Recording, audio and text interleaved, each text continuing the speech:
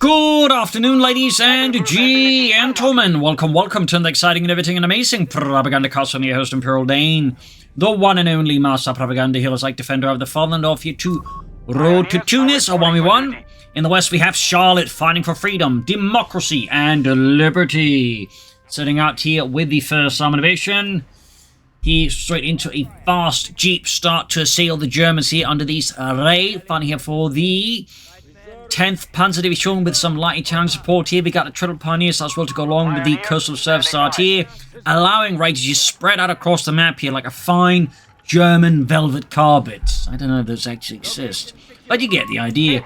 Meanwhile, 2nd GP for Charlotte racing ahead here with motorization to meet the German infantry menace head on. As always, a big hearty thanks to my patron supporters for the continued glorious and heroic support of the Propagandacast. And a big hearty thanks to those who keep commenting and liking the videos. Helps out immensely, ensuring the YouTube algorithms don't bury me in the dirt. So, aggressive motor start here from Charlotte and the 1st Armoured. Reconnaissance there. Aggressive rush in the German early game here, as Pioneers stuff find themselves being hammered by American 30 cal fire from the Jeeps. So the Jeeps, of course, are taking some damage. More Italian troops are being pushed into the fight here to assist the beleaguered Pioneers on the front line. You want to support us as what? Italians? Are you sure you want us to survive? Shot it, Fritz. It's the only one we can get on such short notice. Meanwhile, pushing northwards here with the Italian Coastal Reserve squad, leaving the Pioneers to the fighting and the Italians just to grab points. Normally, I suppose you do the other way around, but an interesting prospect there. Route squad falling out here for Charlotte. Jeep there is being slowly damaged out there as the Italian-German forces pushing forwards.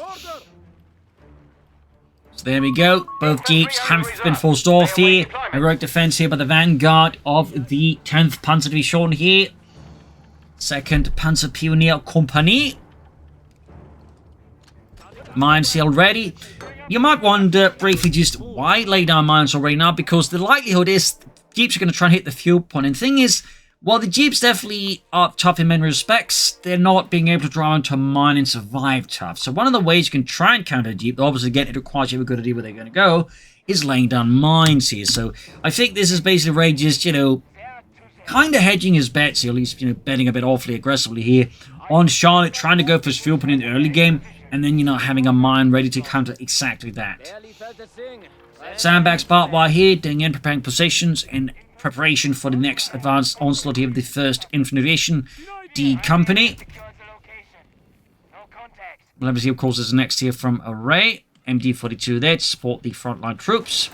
Got the Jeep there pushing in with the support by Ralph Squad here, attacking the northern positions. Even as the 2nd Jeep is more or less unaccosted, grabbing the south side. 2nd Ralph Squad there for Charlotte. Heavy fighting here around the northern victory point there. Jeeps blazing away there into the Pioneers and the Coastal Reserve Squad here. Others supporting here. Heavy fighting there. Rifle there taking losses. Down to 4 men here. Jeep just keeps hammering away this 30 cal. The Rifle Squad down to just 2 men. Forced to withdraw here. A staunch defense here by Array. That did cost a bit here and there. Jeep actually goes for the fuel point as expected, though doesn't quite take the path here that Ray anticipated. Perhaps again anticipating a mine here. I mean, there's typically some spots you can typically anticipate your opponent's going to try and mine on a point here. Territory sector lost. Certainly this could arguably be said to be one of them. That leaves, obviously, imagine Ray feeling a bit awkward there, like he just put down that mine and then the opponent has the sheer audacity not to run the Jeep across it. Ah, siehste, verdammt Amerikaner. I put all that work into that mine and they refuse to set it off. Oh, and it got set off there. Lots of stuff going with this smoke flare and a rifle grenade there, so I think this is Charlotte pretty much going to Ray, I know what you're doing there, you twat. South side here, Pioneers was the Jeep here. Up north here, Jeep pushing back the Coastal Reserve Squad, supported by Ralph Squad here, Luftwaffe Company there for Ray. They're very much a bit classic. You get armored cars, you get Jaegers, you get Flak 30s, you got, Wirbelwinds, you got Martyrs. It's just, very flexible in how it operates. Perhaps not the most aggressive, but, against the Americans, you may not always feel like you're the one being the aggressor, so having access to it is, typically quite handy. Jeeps, they definitely continue to do great work here for Charlotte, though. Ray very much finding himself constrained in terms of map control against Charlotte and her absolute Jeep Raiders there. Territory sector lost. 2-1 there for Ray. A fairly instinctively good counter here to the Jeeps, to the current playstyle here that Charlotte has got going versus Ray. The Jeep can, be countered by the 2-1, but then the 2-1 can also follow up and deal with the infantry. So that adds some pressure. Charlotte following up here with a motive pool, obviously got good map control, so a fast Greyhound is, an instinctually very good choice as well. It's typically, what you see with, like, these kind of builds, like just very fast Greyhounds. So that's obviously going to complicate things here significantly for Ray. Engineers somewhere there for Charlotte to repair our Jeeps, future armored cars, radar mines maybe. You got here a rifle squad basically tying up here, and of course might as well pause to explain this, but this is a kind of a decent engagement here for Charlotte, because it's got one rifle squad occupying the Pioneers and the MD-42 and at long range and in heavy cover. It's going to take a long time for these to actually do the job, and that of course means Ray will have to dispatch even more forces to force the rifle squad out of the heavy cover here. So this is exceptionally good there for Charlotte. As long as he does like stay and loses the rifle squad, this is fairly good because she's just tying up a significant amount of manpower while keeping the fuel point hers. So thumbs up to Charlotte there. Of course, Ray will have to land launch an attack from other sides, whatnot, but at least the left flank is being covered by other infantry and the Jeeps.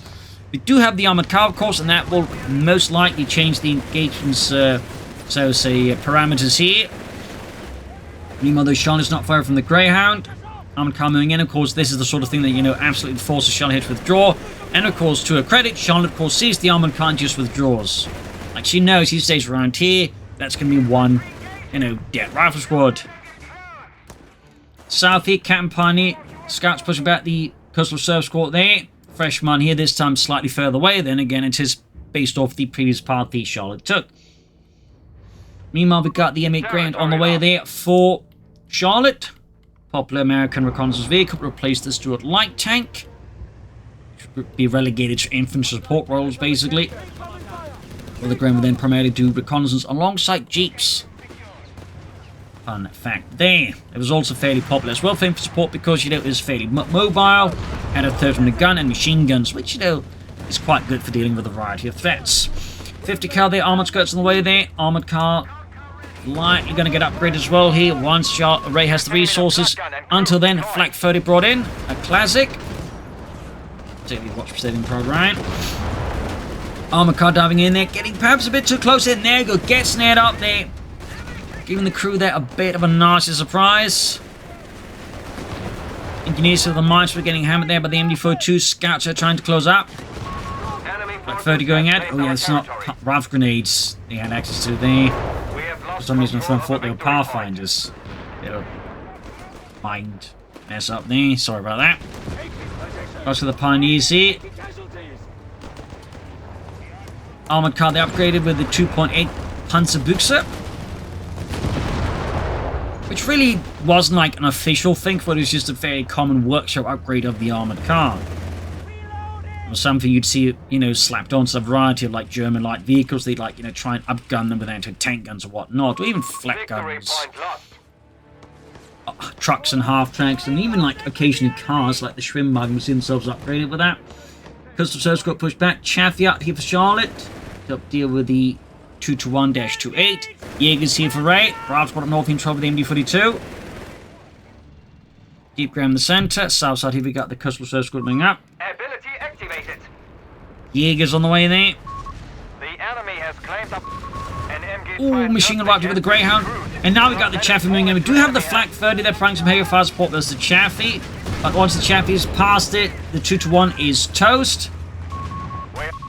We do not hold any victory. A daring Ray, then quite a blow there to Ray here from Charlotte. Absolute just punch through the on the nose, not through the nose. That's a bit more lethal than it was meant to sound. Machine the recruit at least by the Pioneers. Flak 30 moving forwards. Of course, later be upgraded to the Flak 38, which featured a gun shield, and of course firing the Flak Feeling. But all guns would eventually see uses throughout the entire war.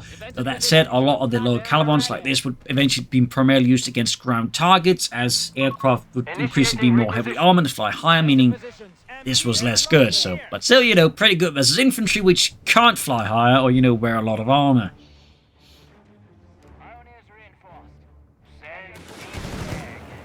Keep charging into the Jaegers there. Flak 30 setting up. Still, going to be a bit of pressure here on Ray. We got the support elements going up there. Could be Vibland. Could also be Martyrs, though. Of course, the Chaffin Greyhounds are definitely a bit of a threat there, that the Vibland may not be able to deal with, particularly if Charlotte decides to go for more of them. Seizing the southern points here with the Jeeps. Again, really good Jeep handling there. Sending in the Flak 30s, trying to catch the Jeeps and, of course, finish them as fast as possible. Sector now under enemy control. There we go, Jeep spotted. Coastal Reserve coming up here as well. Keep bussing out of it. Machine up north here, covering up. Bit risky though. 2 men, like a good flank from the ground could actually do it in very quickly. Ray does go for the Vibland Flak Panzer after all. Part of me sounds like expecting a Marder here, but Ray really wants that Vibland. Meanwhile, Charlotte's going for more Greyhounds, which the Vibland can sort of deal with. It's Chaffies that are the problem. A very big problem in that. Once they hit numbers. Meanwhile, oh, straight to the mine there. Bob there. Any photo was the rifle squad here. Second Greyhound ready, adding the 50 cals on the armored skirts, obviously. Pioneers end up being hammered here. All of action, the Jaegers pushing northwards. Small counterattack here by Ray and the 10th Panzer Division there. Make some headway. Vibland Flak Panzer ready there.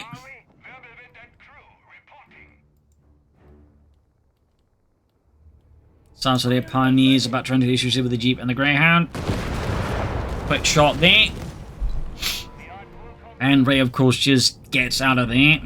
Captain pushing southwards, Chaffin reserve here. More rifle there for Charlotte. Up north here, scouts pushed off. Vibland moving in, engaging the captain by the center here. Further south, the Gangineers leading the way forwards. Panzer there for the Jaegers. That, of course, is going to be a big upgrade there for Raver against Charlotte's vehicles, particularly the Chaffee. Flak 30 embodying the house here. An officer has been deployed. And got the officer system and further here versus all of Charlotte's vehicles and light tanks. And infantry, for that matter. Actually, looks like Charlotte cancelled that rifle squad. Oh, goes for it again. Perhaps some hesitation, perhaps some other plans. Hard to say, of course, what exactly Charlotte's thought process is there. Keep swinging about here. Further up north, the route squad copying full. There you go, Graham going in again. Keep in mind, 2-man machine gun crews. This could like quickly go wrong there for Ray there. But Jaegers with a Panzerschreck there provide just enough of an incentive for the Greyhound to go the other direction with their Panzerschreck. Meanwhile, pushing forward towards the northern victory point. We got 377 versus 453. Charlotte has the lead here. And Charlotte is going for a 3rd Greyhound. She's really going hard here on this light vehicle build. Don't cancel it for another Chaffee. I was about to say, well, again, I can understand it. I think more Chaffies would be a bit more helpful to help shut down the Vibland much faster. Plus, in south, the double Jeeps catching the Pioneers. Quickly again forcing a route here. Charlotte handling a lot of these units, quite well. And we got another Jaeger squad here for Ray. I'm guessing more Panzerschrecks. Until called in the house there by the Italian officer, Lieutenant Giuseppe Giovanni. Captain there, pulse back. Chaffies, Greyhounds there blasting away the Germans. Flak 30 though, getting to the thick of it. Jaegers moving up. Second Jaeger squad halfway done. But the 10th Panzer Division in the south here. Vibland's going to go for that Jeep here, flanking it. And that Jeep is going to have very low odds of getting out of there. Particularly if Charlotte isn't paying attention. Which she isn't. There goes. Small win there for Ray. Removes 1 nuisance, though there are plenty more nuisances to go. More mines, of course, could be an idea here for Ray, though I imagine for now the priority, of course, is more Panzerschrecks, Rakete and Panzerbuchsen. Light infantry ready. Bit of quiet here for now. Chaffee's rolling out, backed up with the Greyhounds. Northy Route Squad met by the MU-42 and the Coastal Reserve Squad. Looks like here both placing northwards, both sensing we're going to see that they're going to have a large engagement up north. So in a sense, self-fulfilling prophecies. And there you go. Greyhound Chaff's engaging. Flak 30 sitting up here. Rapsco going for the flank here. They've been the Flak 30 tearing into the right from here. But they managed to get to safety inside the building, though. That is a pretty tasty target for, like, some big explosions. Quickly escaping through the back routine there. Got artillery called in here. Charlotte there realizing a mistake. Now we got artillery called in from the captain here on raised positions. The flak position is being overwhelmed. Machine gun position also forced to withdraw here in the face of American artillery. Another ground there for Charlotte, just constantly going for light vehicles. She's building up a fleet there of armored cars and light tanks. Like at some point, she's going to hit critical mass, at which point things are going to get very uncomfortable there for Ray. Now going for the Panzer Grenadier Company, light with a packs here to just help counter all this, which you've done correctly, can certainly get a bit nasty there. But of course also go for Sturmgeschütze, Armadas. There you go. Sending out there 2 Chaffies, 3 Greyhounds. Flak 30 covering the main road. We got mines here from Ray. Also, not a bad idea to, of course, have against all these light vehicles, since, like, even if it's not going to destroy, like, a Grand Chaffee, it's going to damage the engine and make it a significantly easier target for, you know, the anti-tank crews to deal with. Commandant. Panzer going to come ready for the 10th Panzer Division, and we are getting the Pack 40 on the way there. Fun fact about German Panzer Divisions, they would typically, you know, once, you know, things got into the fighting stage of things, they would typically split themselves into, like, 3 main battle groups, or Kampfgruppen. Typically, that'd be one based around, like, you know, Panzer Battalion and the armored infantry, specifically the Panzer Grenadiers, the ones from the armored half-tracks, typically some other elements. There'd then be a light second battle group with the, you know, ones in the trucks, with another Panzer Battalion. And then finally, there'd be one typically built around the armored reconnaissance troops, and then supported by the tank destroyer sort of unit. And of course, they're like, you know, be units mixed in depending on whatever's needed there. So, little fun fact there. The enemy have taken our territory. Anyways, Grant's pushing southwards here. Actually, Charlotte's now got 4 Greyhounds and 2 Chaffies. That is a hell of a fleet there. And certainly quite a threat there to Ray, who's going for more Pack 40s. Unsurprisingly, in the face of all of this. More mines here, since again, Ray is unsurprisingly very concerned about a sudden swift flank or even a deep push. So having mines out is going to be, I think, quite crucial against all of this. Of course, similarly, having mine sweeps out is going to be crucial for Charlotte. And a bunch of smoke and reconnaissance. So, definitely things are getting rather intense. And there you go, mine goes off. Greyhound there, loses the engine. Smoke filling up, and Jeep dives in here. Ah, right next to the mine. Anti-tank gun and crew are ready for orders. Another Pack 40 ready for Ray, though.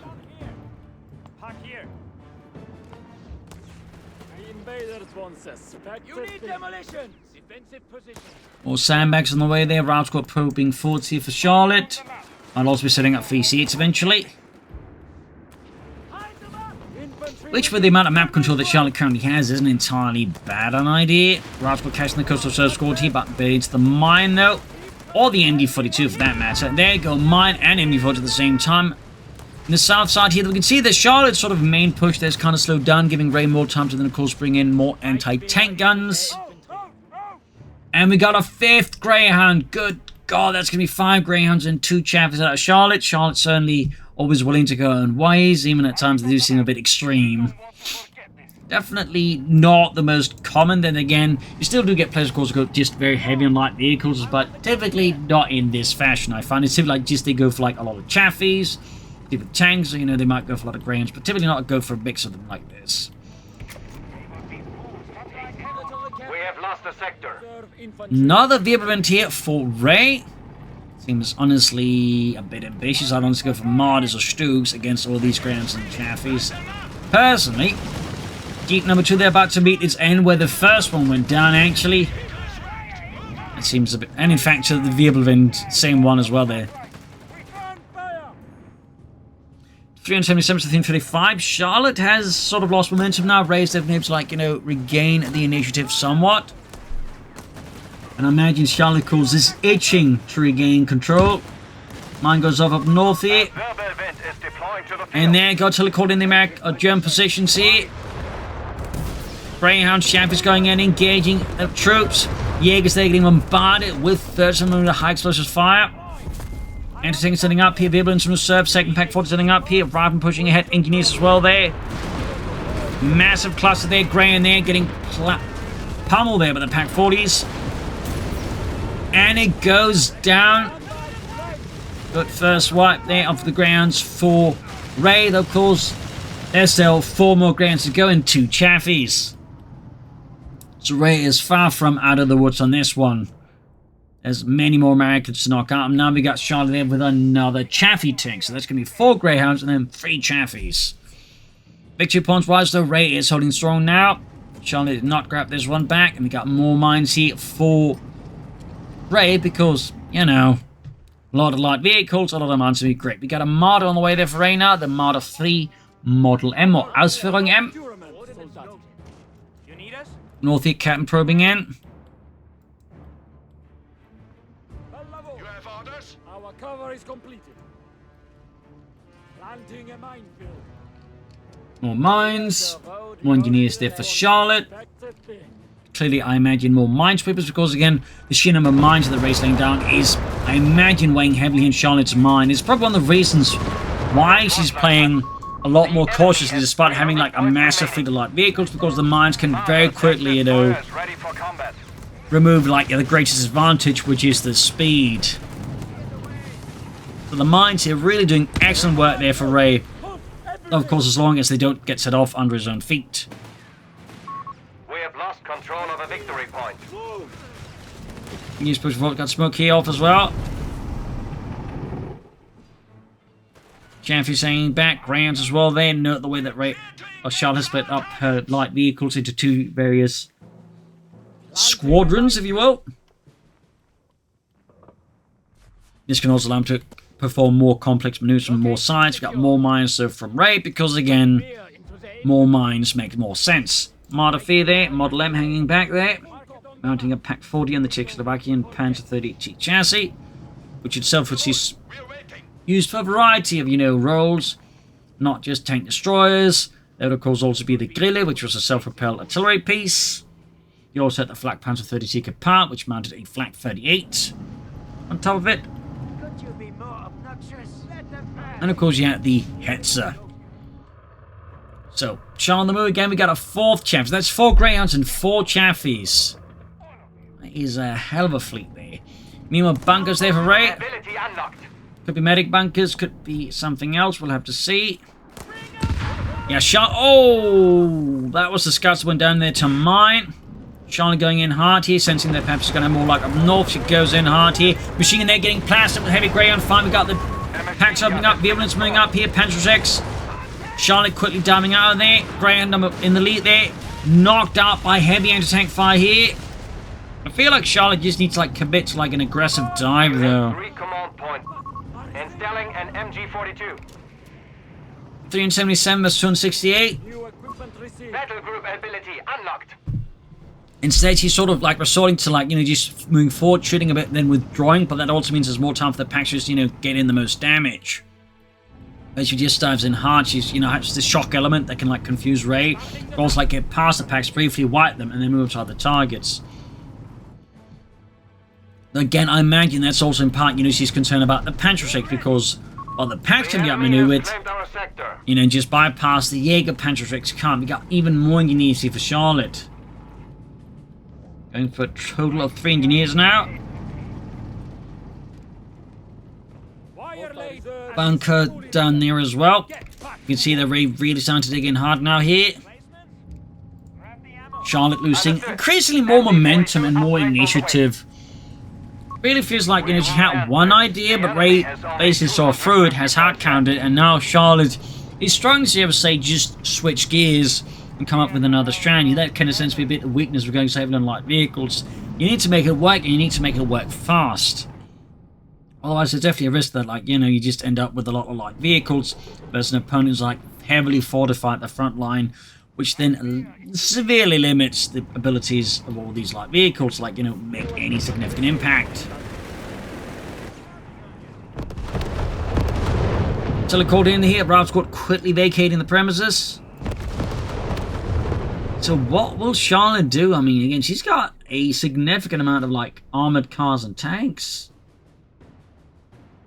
So far, they're just not achieving too much.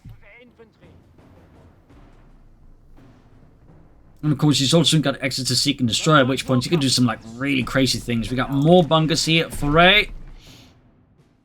We got more mines as well there.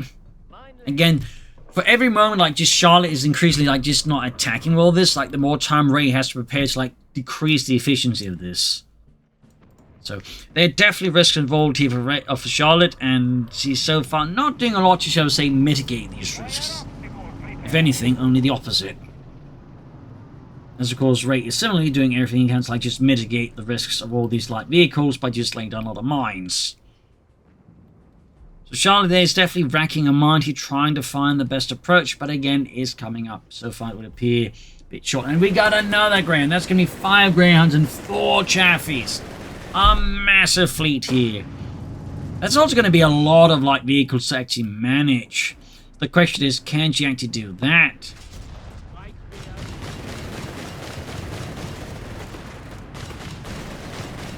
Certainly something I would personally be perhaps a bit hesitant to try and, you know, manage.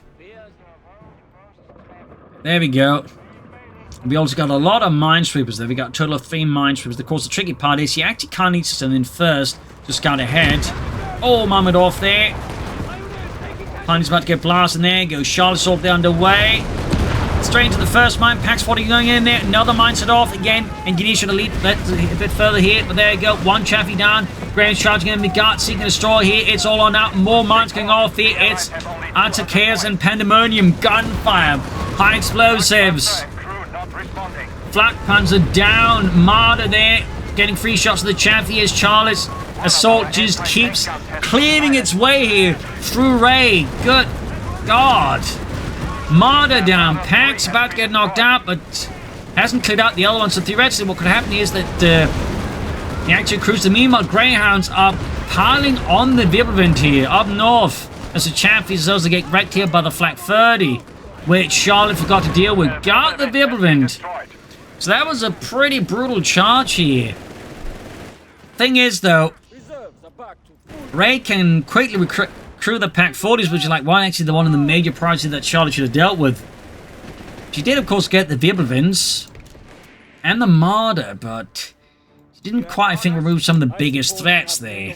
She did also get one of the Jaeger squad, so, you know, not all bad, but I think she made a mistake. I think she ignored the Wirbelwind and just wrecked the entire center here, like, you know, getting as much of the support weapons cleared out, destroyed, and murdered. South side here, Pioneers taking the mine here. And more crucially, didn't get the victory points. So that was very impressive to watch. But yeah, the engineers, I think, should have spearheaded the effort there to, again, spot more of the mines. And then the vehicle should come in. And then again, like, you know, she should have focused, I think, a bit more on just causing as much damage there. But oh well. She could start going for EC8s now. Of course, the EC8 is going to be manpower amongst other things here. We got a triple cap now going as well here for Ray against Charlotte. We got mortars up for Charlotte, though. German EC8 now is an option, but again, manpower and fuel does mean this is probably not going to happen anytime soon. We get a fresh Wirbelwind out here for Ray. Nebulify gets the mortar. Straight into mine the south here, which kills 3 of the captain's squad. Hell of a mine there from Ray. Greyhound's rolling out. All 4 good to go. And there you go, machine gun flank with the Ralph squad here, forcing Ray to withdraw. 377 to 120. Going for that northern victory point. Staying right beyond the line of sight here of the empty bunker. And we got another Chaffee there for Charlotte here. Another all-American light tank. As Ray is responsible looking to extend his front line. Shots bouncing on the Wirbelwind. Pioneers being pushed back. Pax pushing forwards here. Mines down.